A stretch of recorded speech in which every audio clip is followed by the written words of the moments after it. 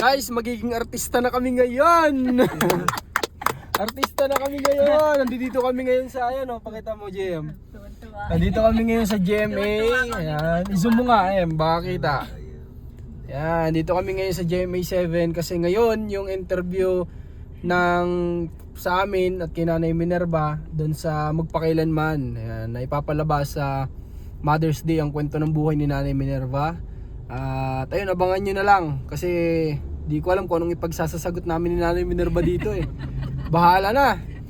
Basta excited kami. Hindi kami excited masyado sa ano eh, sa itatanong sa amin kasi kinakabahan kami sa part na yun. Ang excited kami makakita ng artista sa loob. Pa-picture agad, pa-picture. Pa-picture agad kami doon, di ba? Kaya hanap tayo mamaya ng artista sa loob. Mag-update kami sa inyo kung sino makikita namin. Pero ako ang wini-wish ko makita si Vic Soto. Yun, si Vic Soto. Kasi legend na yun.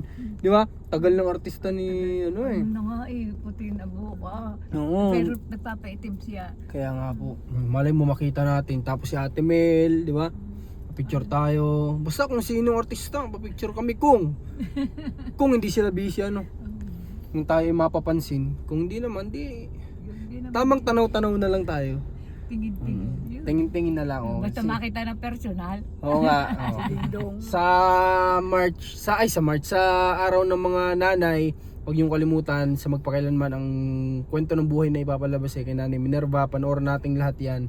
Kasi check na maganda din yun kapag isinasadula na yung kwento ng buhay niya. Okay, so ito lang update namin muna ngayon. Mamaya ulit. At ingat po ang lahat.